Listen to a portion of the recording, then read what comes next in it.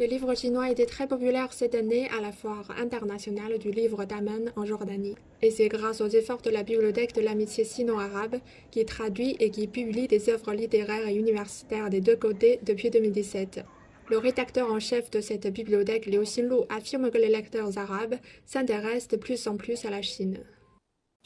Par exemple, les livres traitant de la stratégie économique de double circulation de la Chine dans le cadre de l'initiative Ceinture et Route et du développement des relations sino-arabes ont été très populaires.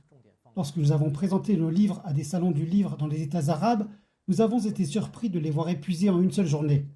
Pour la prochaine étape, nous nous concentrerons principalement sur une série intitulée Ceinture et Route, échanges interculturels sino-arabes, parce que la Chine veut comprendre le monde arabe et vice-versa. La série de livres, qui contient maintenant quelques 70 exemplaires, incarne les efforts des universitaires et des éditeurs de Chine et des pays arabes ces 5 dernières années. Les expertises qu'ils prévoient d'étendre le nombre de livres à une centaine au cours des 5 prochaines années. Tout cela requiert une grande coopération. L'arabe et le chinois sont tous deux reconnus comme faisant partie des langues les plus difficiles dans le monde. C'est donc un défi de les traduire. Pour chaque livre, nous nous échangeons des centaines de courriels afin d'assurer le raffinement de la langue et la fidélité au texte original. Nous le faisons pour toutes sortes de livres pour obtenir une meilleure qualité. En Jordanie, par exemple, une variété de livres de la bibliothèque ont été sélectionnés dans le cadre d'un programme de lecture national disponible dans les bibliothèques publiques. Les érudits arabes qui ont participé à la promotion du programme estiment que le projet est d'une grande importance.